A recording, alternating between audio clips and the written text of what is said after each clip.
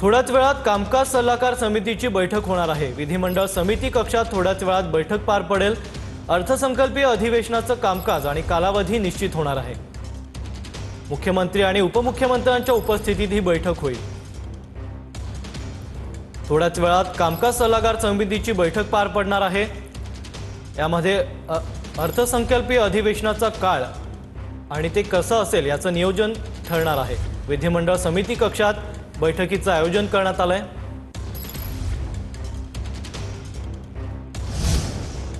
उपमुख्यमंत्री सुनेत्रा पवार विधान भवनात दाखल झाल्यात। विधी भवन परिसरात महाराजांच्या पुतळ्याला सुनेत्रा पवारांकडून अभिवादन करण्यात येत आहे। विधान भवन परिसरातील महाराजांच्या पुतळ्याला अभिवादन करणं सुरू आहे। उपमुख्यमंत्री सुनेत्रा पवार आता विधान भवनात दाखल झाल्यात। सकाळीच त्यांनी उपमुख्यमंत्री पदाची शपथ घेतल्यानंतर आता पदभार स्वीकारलाय। विधान भवन परिसरातील महाराजांच्या पुतळ्याला आता अभिवादन करणं सुरू आहे। उपमुख्यमंत्री सुनेत्रा पवार आता विधान भवनात दाखल झाल्यात।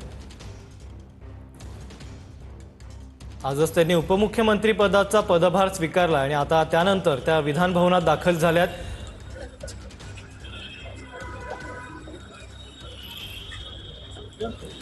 विधान भवनात परिसरातील महाराजांच्या पुतळ्याला सुनेत्रा पवारांकडून अभिवादन करण्यात आलंय।